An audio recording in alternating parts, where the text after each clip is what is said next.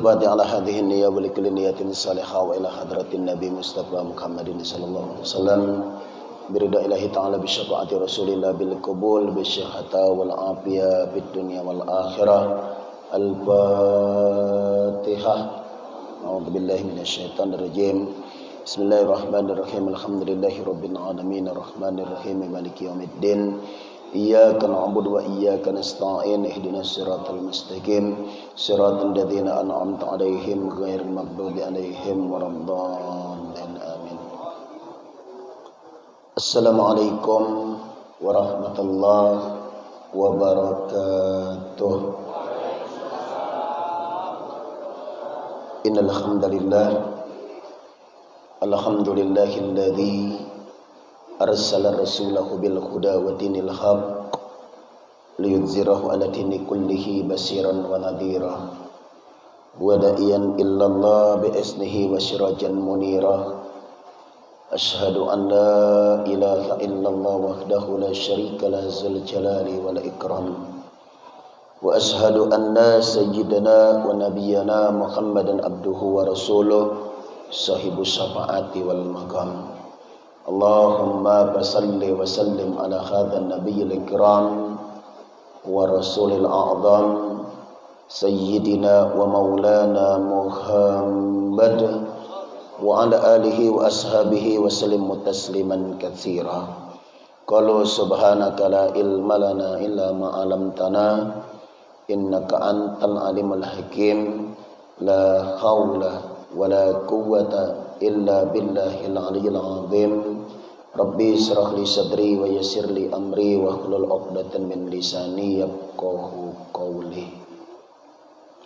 Segenap kepengurusan Masjid Hidayatullah yang saya hormati, Bapak Ibu serta anak-anak sekalian jamaah salat subuh yang insyaallah kita semua dimuliakan oleh Allah. Pertama-tama tentunya puja dan puji syukur tidak henti-hentinya kita persembahkan kehadiran Allah. Alhamdulillah dengan izinnya juga di subuh hari yang cerah ini Allah Subhanahu wa taala masih berkenan memberikan kita nikmat, kesehatan dan kesempatan sehingga kita masih bisa bersama-sama dihimpunkan oleh Allah di masjid yang kita cintai ini dalam rangkaian amalia Ramadan kita. Alhamdulillah kita telah selesai melaksanakan salat subuh secara berjamaah.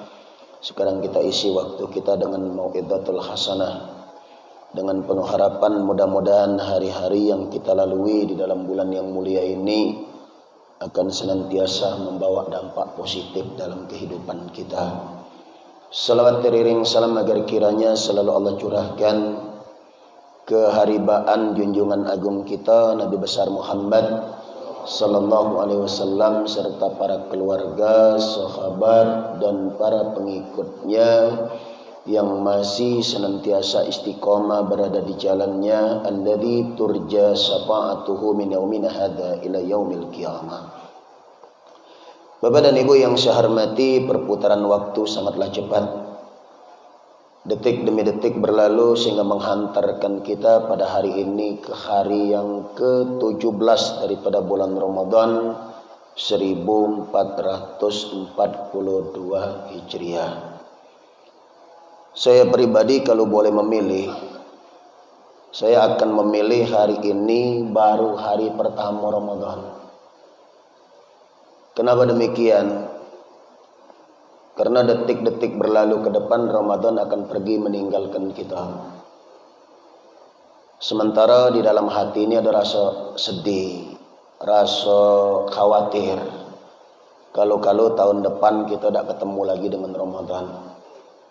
Maka saya mengajak kepada kita semua, mari manfaatkan waktu yang ada. Sisa-sisa waktu kita ke depan manfaatkanlah dengan maksimal. Karena sekali lagi tahun depan belum tentu kita bertemu lagi dengan Ramadan. Karena Ramadan datang dan pergi. 1 bulan dia bersama-sama dengan kita lalu pergi lagi setahun. Tahun depan Ramadan sudah pasti datang. Tinggal kita masih ada umur apa tidak, wallahu a'lam. Maka jangan sampai kita menyia-nyiakan waktu kita karena kita bakal menyesal nantinya. Ngapa? Karena kesempatan tidak datang 2 kali. Maka di hari yang ke-17 daripada bulan Ramadan 1442 Hijriah ini, pertemuan kedua kita di bulan Ramadan ini. Tadi saya katakan ada kekhawatiran di hati. Mulai terus berjalan waktu ke depan, rasanya mana ya? Tadinya setiap subuh kita keluar terus, tiap malam keluar. Agak setelah Ramadan berlalu akan berbeda. Maka kita berharap minta dampak-dampak positif Ramadan ini bakal terbawa dalam kehidupan kita 11 bulan ke depan. Dari bulan Syawal sampai bulan Ruah atau bulan Sya'ban menjelang datang Ramadan tahun yang akan datang. Karena keberhasilan wong yang puasa dak baca dijingok di bulan Ramadan. Keberhasilan wong puasa dijingok setelah habis Ramadan. Mak itu juga wong pergi haji. Nak tahu hajinya mabur atau tidak, bukan waktu berada di Mekah. Uji kita bolehlah selama di Mekah tak balik-balik mendep di masjid terus. Solatnya berjamaah terus, rajin baca Quran. Malam-malamnya dia habiskan untuk ibadah, wajar masih di Mekah. Nah bakal kejinguan setelah balik ke tanah air. Mabrur atau tidak hajinya bakal kejinguan setelah dia balik ke. Mak itu juga Ramadan. Uji kita bulan Ramadan rajinnya si pulan itu berjamaah terus ke masjid, tak pernah tinggal. Wong belum azan dia cogok duduk bawa beduk. Masya Allah saking rajinnya. Tiap malam dia tarawih, witir. Lalu baca Qur'annya Masya Allah semangatnya. Sedekahnya Masya Allah. Wajar bulan Ramadan. Nah setelah habis Ramadan bagaimana kondisi kita? Kalau bulan Ramadan tidak perlu heran kita yang namanya tadarus Quran, Masya Allah. Seluruh masjid-masjid mulai dari musola kecil di dalam-dalam gang kecil sampai masjid besar di pinggir-pinggir jalan raya ada tadarus Quran. Yang bapak-bapak malam hari sampai berdalu jam 11 sedang masih tadarus Quran. Yang ibu-ibu habis subuh. Rato-rato ada tadarus Quran. Nah kalau nak nyengoknya habis lebaran kage. Begitu perayaan Idul Fitri, sholat Id, besoknya keliling. Habis sisa keliling lah sepelembang anget nih haram lah menado lagi untuk tadarus Quran. Dah bakalan bertemu lagi. Yang ibu-ibu pagi-pagi tadarus Quran dah kati lagi. Kemana Qurannya ditutup nunggu tahun depan kalau masih ada umur. Kalau tergapuna, tak baca Quran lagi. Masya Allah. Nah, ini tidak bagus. Ngapa? Seharusnya setelah habis Ramadan itu masih ada. Tapi alhamdulillah masih di Hidayatullah ini. Kalau dulu setiap habis maghrib ada tadarus Quran tiap malam. Mana Desta ada Desta. Desta itu paling rajin tadarus Quran. Pokoknya nak maco dia apa yang dia baca kendaklah dia. Masya Allah. Ini Bapak Ibu yang saya hormati. Nah amalan yang dicintai oleh Allah Subhanahu Wa Taala bukan yang banyak, tapi amalan yang kontinu, yang berkelanjutan. Kalau menurut istilah agamanya yang istiqomah, walaupun sedikit. Karena amalan yang dicintai oleh Allah bukan yang banyak. Untuk apa banyak kalau cuman sekali duduk langsung khatam Quran. Habis itu bertahun-tahun tidak pernah pegang lagi. Apa nak puasa muka Quran lah debuan kalau. Ada yang lapuan dimakan rayap. Ngapa tidak pernah dibuka. Itu Allah tidak demen yang mak itu. Masih mendinganlah tiap habis sholat ayat per ayat. Jadi kage habis lebaran kue basahnya lah tinggal dikit. Tamu lah tak banyak lah lagi. Pempeknya lah habis. Puasa sunat Syawal 6 hari sudah selesai. Mulai lagi buka Quran. ayat per ayat. Ndak usah nak khotam sebulan sekali. Ngapa? Kita banyak kegiatan, banyak aktivitas, banyak kepentingan lain. Jadi ndak usahlah nak khotam sebulan sekali, itu ndak usah. Setahun sekali be jadilah. Habis subuh buka Quran. A'udzubillahi minasyaitonir rajim. Bismillahirrahmanirrahim. Alif lam mim. Shadaqallahul azim. Satu ayat. Ya. Apa kata baginda Nabi sallallahu alaihi wasallam? Wala taqulu alif lam mim harfun. Walakin alif harfun. Lam harfun, mim harfun. Jangan kau katakan alif lam mim itu satu huruf, melainkan alif itu satu huruf, lam itu satu huruf, mim itu satu huruf. Jadi satu ayat kita baca. Habis zuhur buka lagi. Zalikal kitabul la raiba fihi hudal lil muttaqin. Shadaqallahul azim. Terus continue istiqomah kita baca.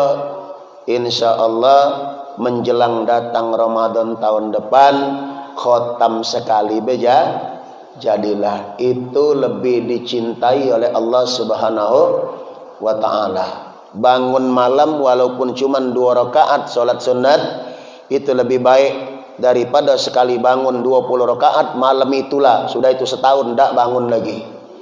Ya, saking banyaknya tahajud, subuhnya kesiangan. Ya, subuh dak semayang, ngoji budak mama dak salat subuh. Ay Allah tu Maha tahu juga mama tahajud semalaman. La ilaha illallah. Akhirnya mengutamakan sunat yang wajibnya terbengkalai. Ada yang bertanya, Ustaz, mak mana letak aku kalau tahajud malam, rakaat pertama aku baca Al-Waqi'ah. Rakaat kedua Ar-Rahman aku baca. Oh hebat nih kita ya. Tapi kantuk-kantuk, tak sadar lagi apa yang dibaca itu Allah tak deman. Walaupun cuman kuliah kulhu, tapi sadar dengan apa yang dibaca. 2 rakaat jadilah. Tinggalkan waktu untuk ibadah.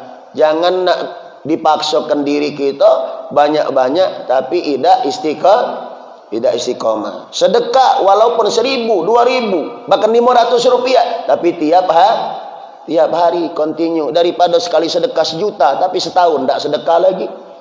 Allah tak demen dengan yang mak itu. Tak boleh berlebihan. Khairul umur awsatuha. Segala perkara itu yang sedang-sedang saja. Jangan berlebih-lebihan. Terlalu tinggi jangan, terlalu rendah jangan. Terlalu banyak jangan, terlalu dikit jangan, terlalu panjang jangan, terlalu pendek jangan. Yang sedang-sedang saja. Sesuatu yang berlebih-lebihan mudah malek. Sesuatu yang berlebih-lebihan mudah bosan. Maka istiqomahkan amalan walaupun cuman sedikit. Nah, kembali kepada Al-Qur'an tadi Bapak dan Ibu yang saya hormati. Kebetulan kita hari ini berada di tanggal 17 Ramadan yang diyakini hari turunnya Al-Quran. Sekian belas abad yang lalu Allah turunkan kepada baginda Nabi besar Muhammad sallallahu alaihi wasallam, yang kita tahu pertama kali ayat yang diturunkan oleh Allah Subhanahu wa taala, Iqra bismi rabbikal ladzi khalaq. Bacalah dengan nama Tuhanmu yang telah menciptakan kamu. Apa jawab Nabi? Ma ana biqari. Aku tak bisa membaca, kata baginda Nabi sallallahu alaihi wasallam. Jadi awal turunnya ayat kita disuruh membaca. Baik membaca ayat-ayat kauniyah ataupun ayat-ayat qauliyah.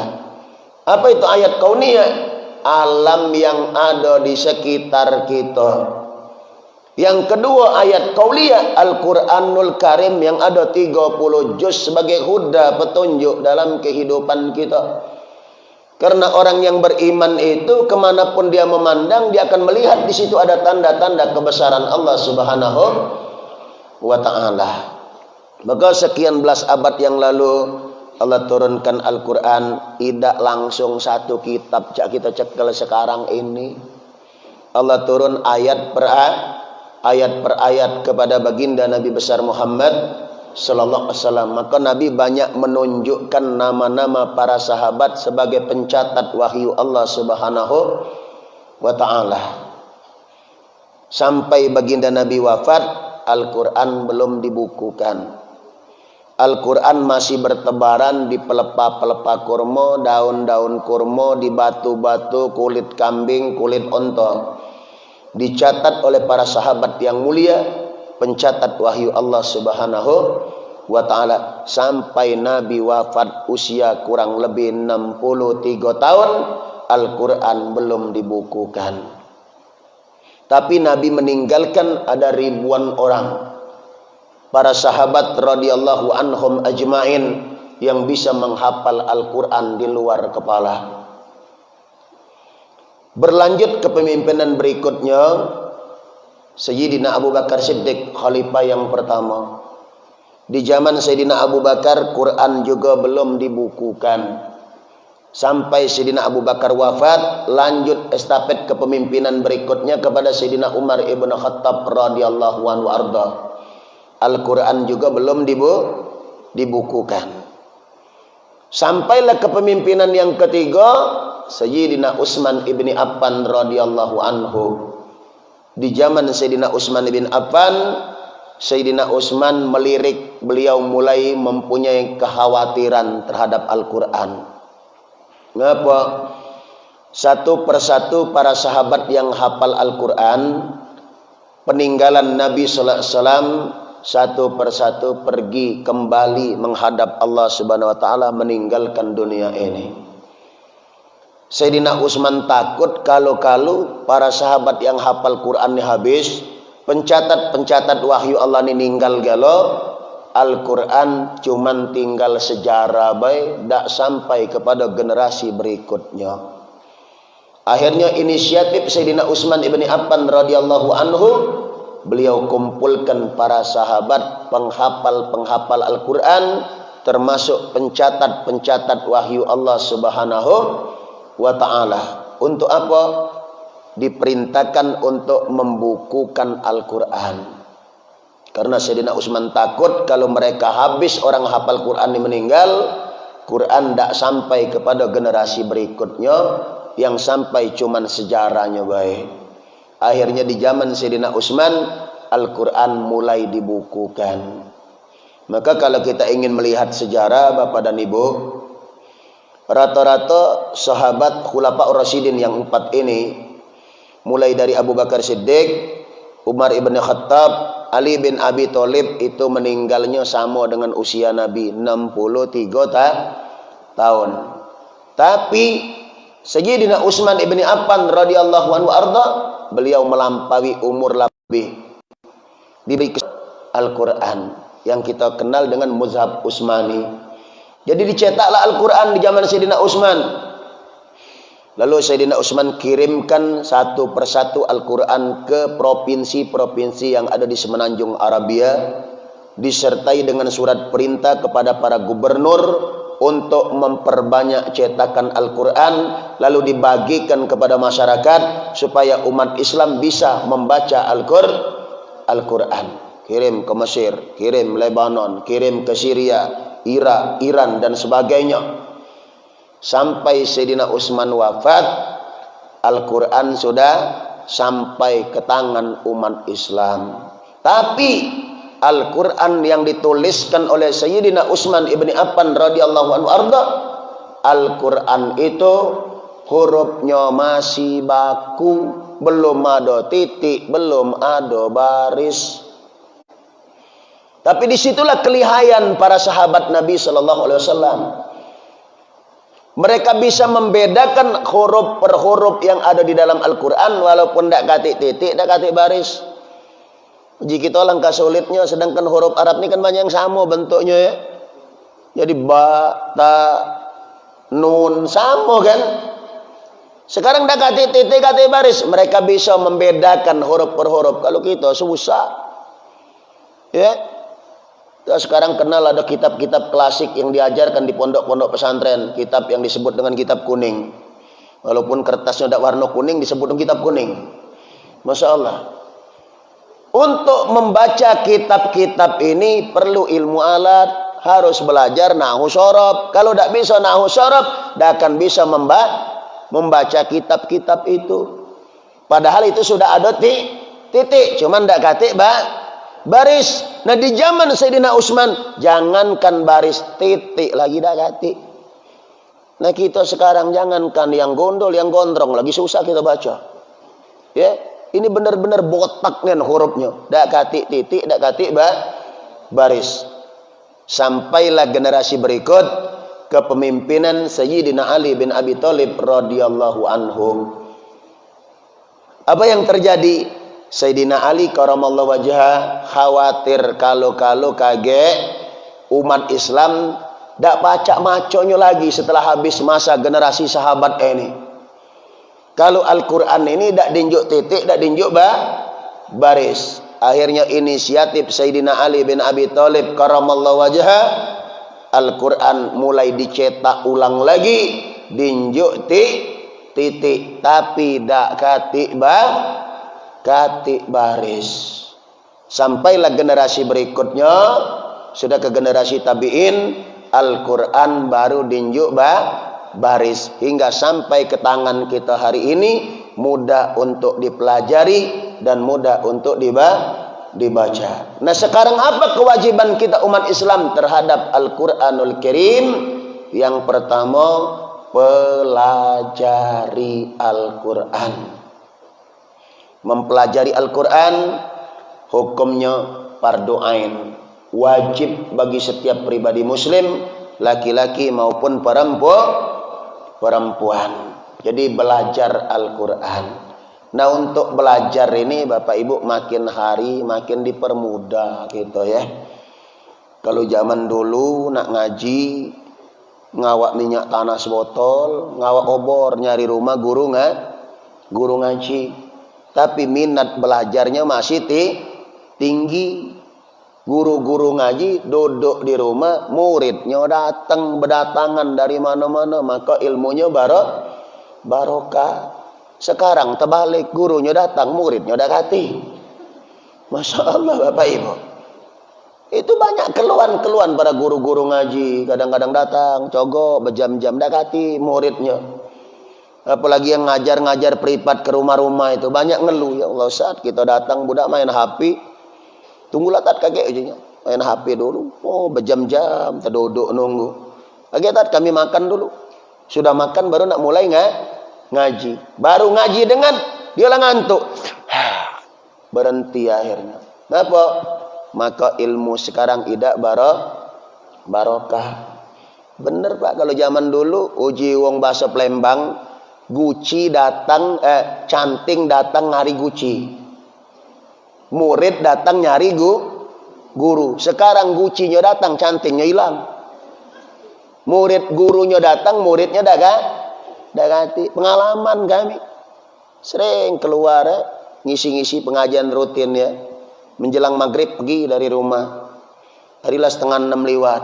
Sepanjang jalan lewat lah terdengar suara muter kaset ngaji kalau di masjid, di musola. Begitu sampai ke masjid tempat kita nak ngajar, masih terkunci, tak kati uangnya. Duduk depan masjid, lama duduk. Muncul pengurus, no, Ustaz lah datang. Oh lah dari tadi, duduk di sini aja kita. Tunggulah tat kaget dulu, aku ngembek kunci dulu. Masuk ke dalam ngembek kunci. Apa yang terjadi? Tolong tat buka ke masjid, aku nak mandi dulu. Jadi tukang buka masjid kiai sekarang. Masya Allah. Maka ilmu tidak barokah. Jadi yang pertama kewajiban kita umat Islam, pelajari Al-Quran. Kalau zaman dulu kita belajar pakai turutan ya. Zaman sekarang banyak metode-metode yang mempermudah belajar Al-Quran, terutamanya metode Iqra, ada qiraati dan lain-lain sebagainya. Jadi mudah dalam budak belajar. Tapi di balik kemudahan belajar Iqra ni ada yang tidak baik juga. Di mana tidak baiknya? Kalau dulu kita ngaji turutan ngejo. Alif di atas A, alif bawah I, alif depan U, A, I, U. Ya. Mim di atas ma, ta di atas ta, mim depanmu, matamu. Ya.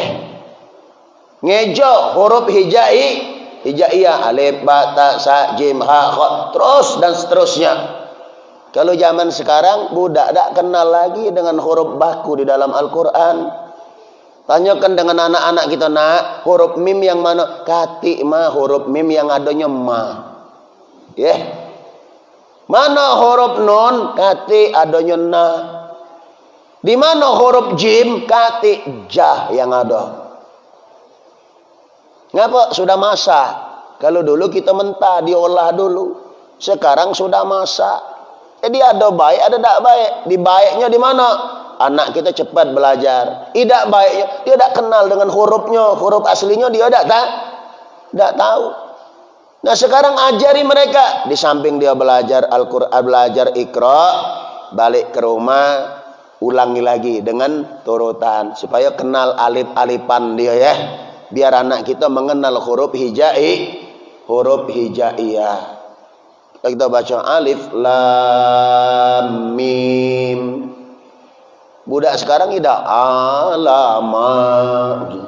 Ngapa? Ya sudah ada barisnya. Dia tidak tahu lagi mana huruf aslinya. Jadi makin hari makin mudah untuk belajar Al-Quran. Bahkan di tiang listrik itu ada tulisan 1 kali pertemuan bisa baca tulis awal. Hebatnya sekarang ya. Canggih nian. Pernah jingok kan di tiang listrik itu kan? Di pohon-pohon pinggir jalan. Metode mudah belajar Al-Quran. 1 kali pertemuan bisa baca tulis Al-Quran. Alah hebatnya pula. Iya nian apa ida itu? Ada nian itu pun. Lah baca. Tinggal malen nih baik. Iya di situ. 1 kali pertemuan langsung bisa baca tulis Al-Quran. Wah hebat dan kita bertahun-tahun sago. Ya. Kita belajar bertahun-tahun, sago dia 1 kali pertemuan, bukan maco, nulis lah baca. Ini saking canggihnya zaman sekarang ini, maka dak kati alasan kita dak galak belajar. Yang pertama pelajari, kedua Al-Quran itu dibaca, bukan cuman dipajang, bukan cuman diukir dengan ukiran-ukiran yang indah, dibuat kaligrafi khot-khot yang indah, bukan. Al-Quran itu harus dibaca.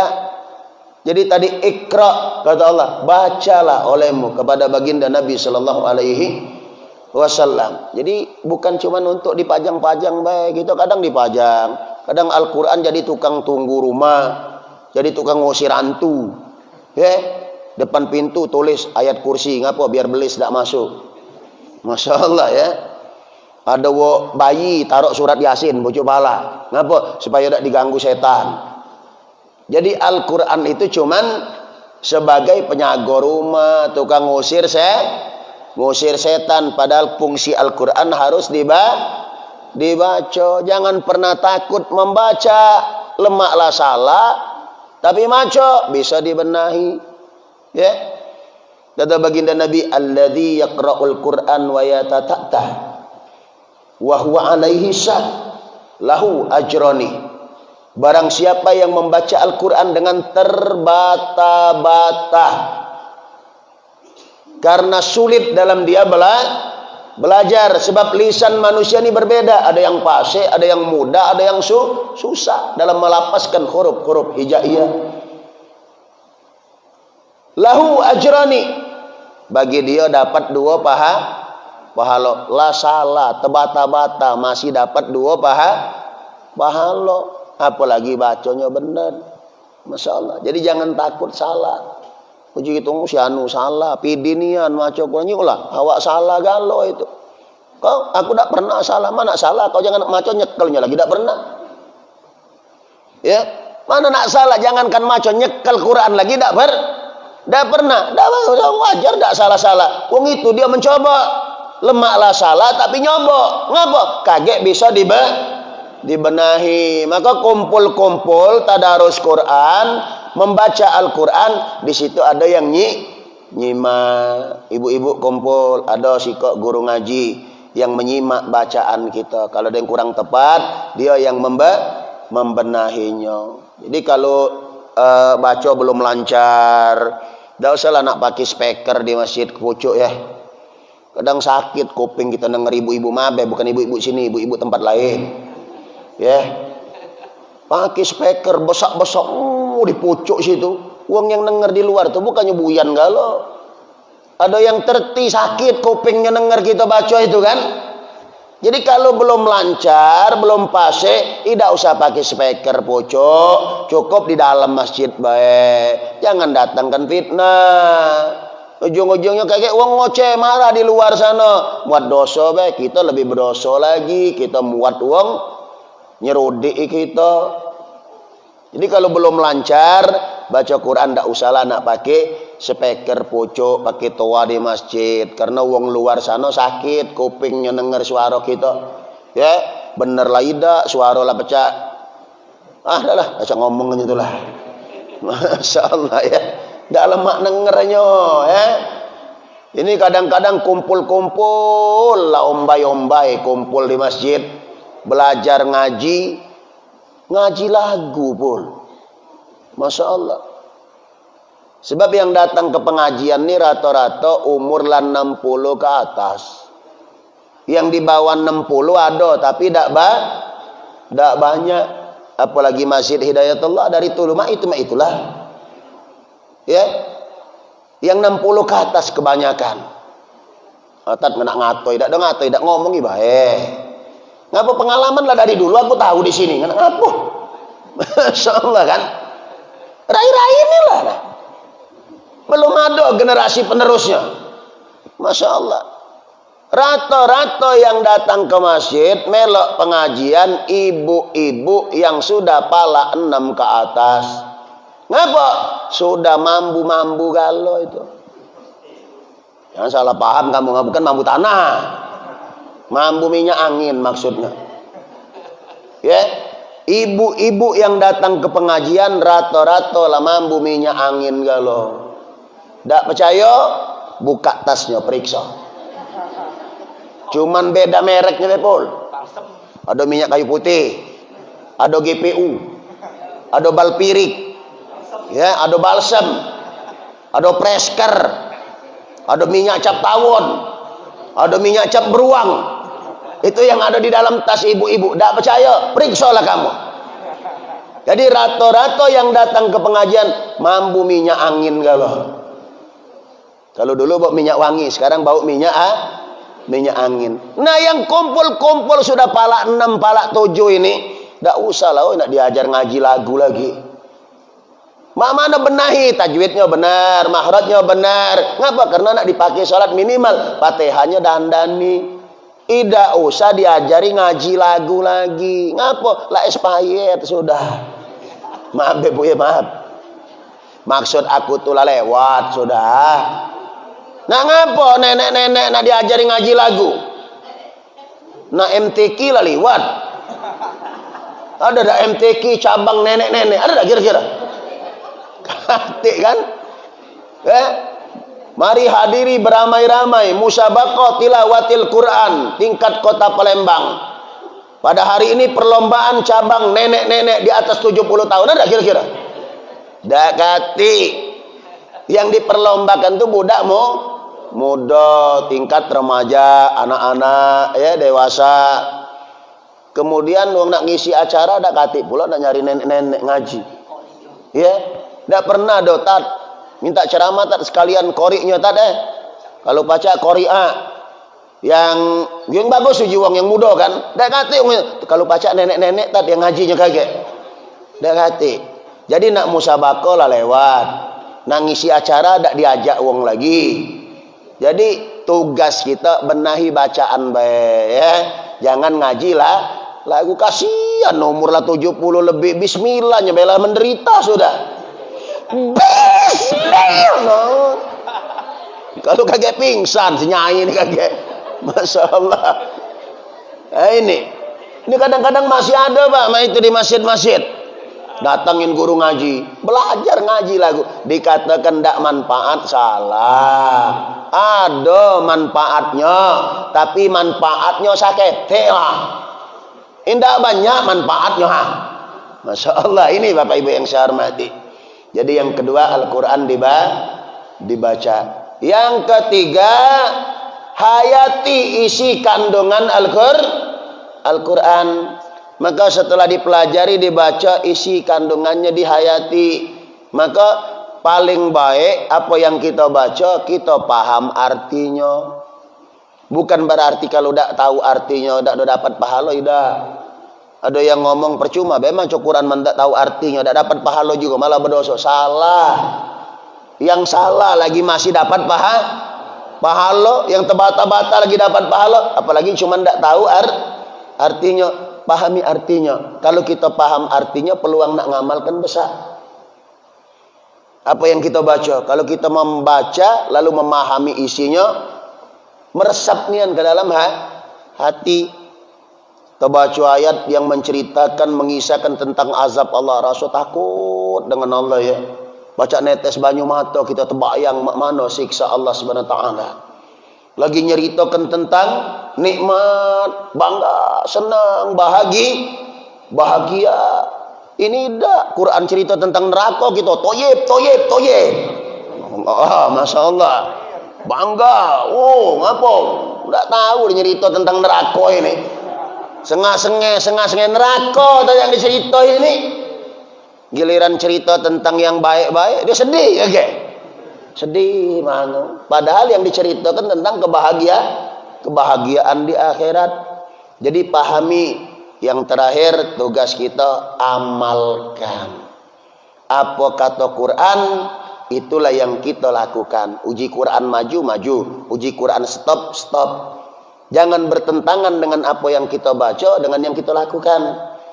Saya pernah menemukan sebuah hadis Nabi sallallahu alaihi wasallam yang mengatakan, qala nabiyuna Muhammadin sallallahu alaihi wasallam, aksirul munafikin min hadhil ummati qura'uha. Berapa banyak orang-orang munafik dari kalangan umatku ini, kata baginda Nabi, dari kalangan qari dan qari'ah, pembaca Al-Quran. Ngapa? Karena apa yang dia baca tidak sesuai dengan apa yang diamalkan. Maka Quran ini diperlombakan di ajang musabaqah tilawatil Quran, itu bagus. Untuk apa? Untuk syiar. Kalau niatnya untuk syiar, untuk membumikan Al-Quran, bagus.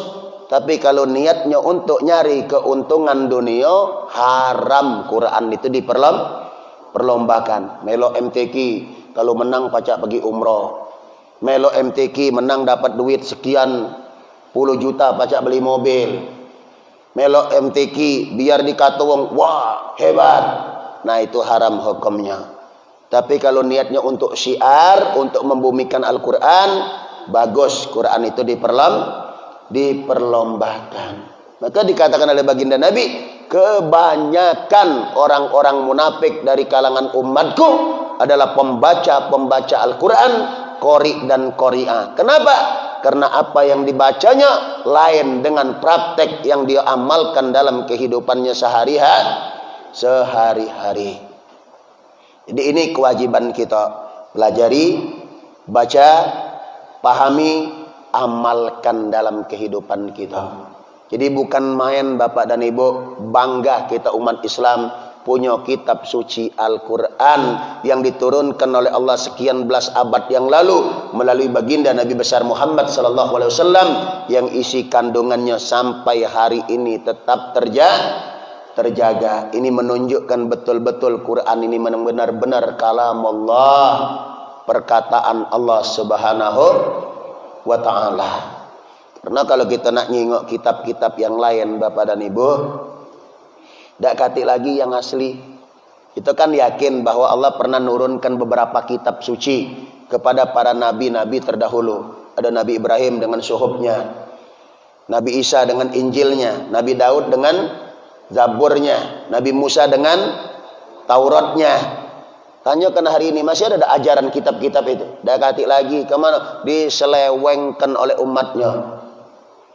Ya, diselewengkan oleh umatnya. Sedangkan Al-Quran sampai hari ini tetap terjaga, bahkan sampai hari Kiamat tak bisa dirubah-rubah.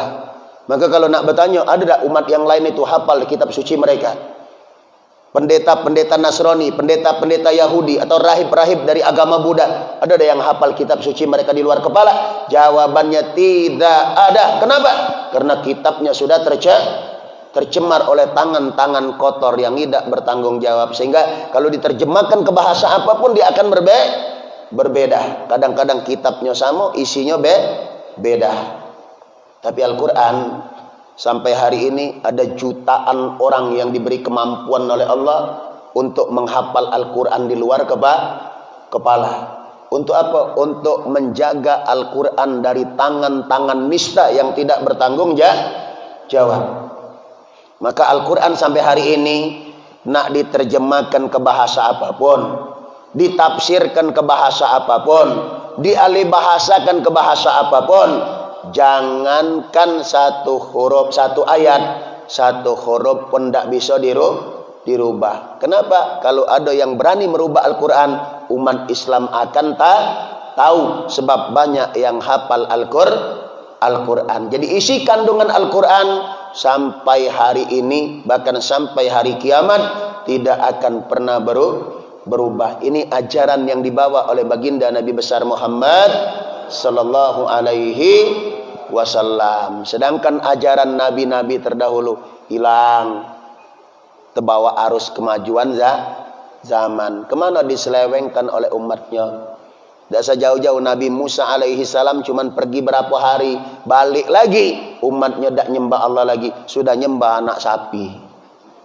Kita umat Islam sampai hari ini tetap bertuhankan Allah, bernabikan Nabi Muhammad, sampai hari kiamat tetap nyembah Allah subhanahu wa ta'ala. Ini menunjukkan ajaran kebenaran yang dibawa oleh baginda Nabi besar Muhammad sallallahu alaihi wasallam. Maka saya mengajak kepada kita semua, yuk Al-Quran pelajari, dibaca, dihayati, diamalkan dalam kehidupan kita sehari-hari agar hidup kita selamat dunia akhirat. Alhamdulillah Bapak Ibu, 2 kali pertemuan di bulan Ramadan ini tentunya banyak kesan-kesan yang kita dapatkan, terutama saya pribadi selaku penyampai. Banyak ngomong pasti banyak salahnya. Maka buka pintu maaf seluas-luasnya agar hubungan hablum minallah kita berjalan lancar. Kalau hablum minan nas kita baik. Dan alhamdulillah kujingo Masjid Hidayatullah kemajuannya sudah sangat signifikan, jamaahnya sabnya makin maju ke depan. Ya. Itu memang sunatullah di mana-mana terjadi. Kalau awal Ramadan, meluber-luber sampai keluar-luar, jamaah tak sanggup ditampung oleh masjid musola. Seiring berjalannya waktu, akhirnya di luar galau, tak masuk lagi ke masjid, ke musola. Masya Allah ya. Uang sudah terpecah konsentrasinya, mikirkan yang lain. Padahal seharusnya makin ke penghujung Ramadan, makin semangat ibadah, masjid musola makin meluber jamaahnya. Tapi kenyataannya beda. Di awal baik semangat. Kalau awal Ramadan, wongnya belum datang, ibu-ibu sajadahnya lah duluan datang ke masjid. Tapi seiring berjalannya waktu, jangankan wongnya, sajadahnya lah tak muncul lagi. Kemana? Mikir kena Lebaran, nak bikin kue, nak ini, nak itu, ya Allah, alangkah ruginya ya. Sayang ngerusak jadwal ibadah gara-gara yang tidak penting. Mikirkan yang tidak penting, utamakan yang tidak penting. Yang penting tidak dipikirkan, tidak diutamakan. Sudahlah, jangan nemen kita mikir kena Lebaran loh. Lebaran itu tidak dong hitung dari apa yang kita saji di hari Lebaran, tidak. Bagaimana keberhasilan kita mengekang hawa nafsu sebulan penuh di bulan Ramadan ini. Maka Lebaran Idul Fitri ini khusus untuk orang puasa. Yang tidak puasa, tidak salah melok-melok. Mabe kalau ada yang dengar aku tidak ngatai, tidak ngomong ibae. Lebaran Idul Fitri khusus untuk orang puasa, titik. Yang tidak puasa, tidak salah melok-melok. Ngapa? Merayakan hari kemenangan. Wah, so tidak melok menang wae. Masyaallah. Lebih lancar minal aidinnya pul. Wah, minal aidin, uji malaikat minal aidin yai kau tak kelepak tabok itulah kan. Kau puasa ida, mayang ida minal aidin apa dia? Minal aidin itu bukan maaf lahir batin, tahu dah. Selamat kembali kepada kemenangan, kembali kepada fitrah. Menang apa mayang ida puasa ida? Masya Allah, ini dah ibu-ibu mulai ngilang dari masjid. Bu, ngapa tak ke masjid lagi? Anu tat ngocek kacang untuk hari. Berapa ton kacang kamu kocek ya?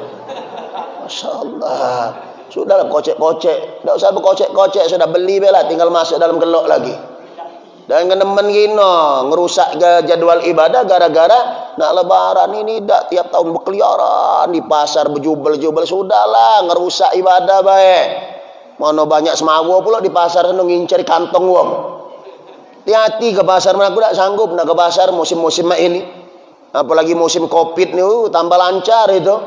Berkeliaran di pasar itu nyari, ada ngincar tas, ada ibu-ibu nangis, tasnya disilet wong. Apa nemen gini berkeliaran di pasar? Tiap tahun nak beli gelok terus. Tiap tahun dengan 3 gelok. Yang lama di kemana ke? Oh, tak lematat, gak tamu datang gelok itu-itulah. Sudahlah, wong tak ada nyingok gelok isinya yang cari wong tu dah. Masya Allah, ngenti hordeng tiap tahun. Jangan nemen gino mikir ke lebaran. Yang dipikirkan mak mano ibadah kita ini, nak puasa kita ini mak mano. Ini dak nak beli baju ngancem pula pak. Pokoknya kalau dak beli baju baru maaf nak masak lah dewek kau nak makan. Ay, ngancem itu ceritanya. Itu namanya budak kecil. Kalau lebaran masih sibuk nak beli baju baru itu ya.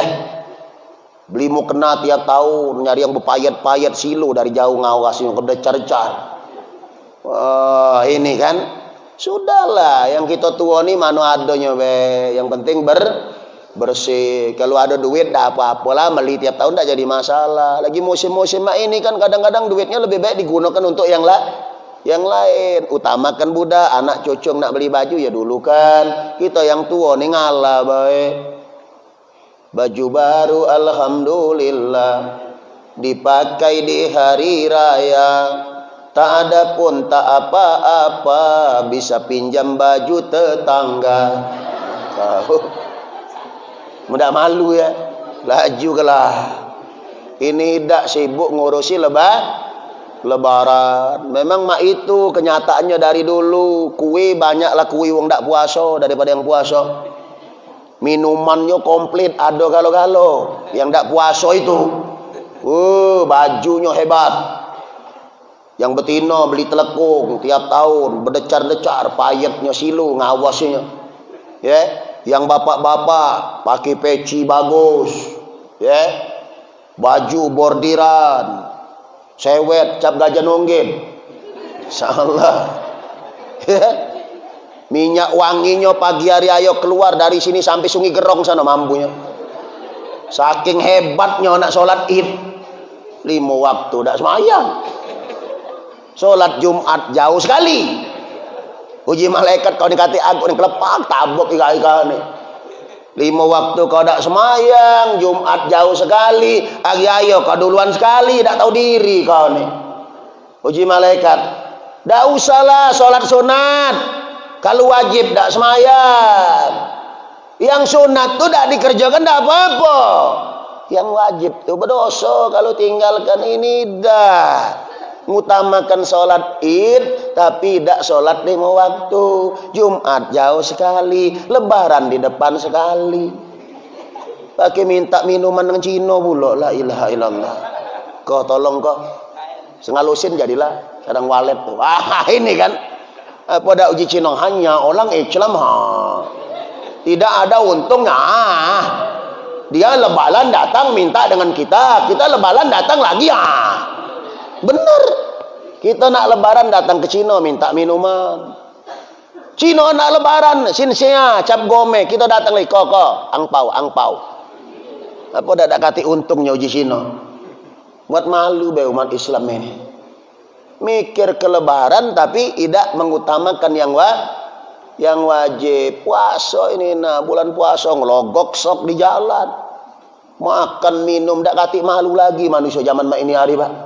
Ngudut kelepas-kelepus di jalan. Kadang agak ada ngelepaknya tapi gak jadi masalah kaget. Galak lagi tuh. Woi, kesel kadang nyingoknya, ya Allah, gawe manusia ini ya.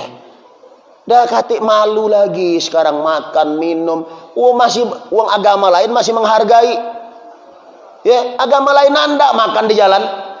Cino itu nanda makan minum dia ngapa? Dia menghormati, hanya hormati orang Islam lagi puasa. Masya Allah. Kita malah makan minum di jalan melecehkan agama kita dewe. Lebaran duluan sekali, jam 4 fajar lah keluar.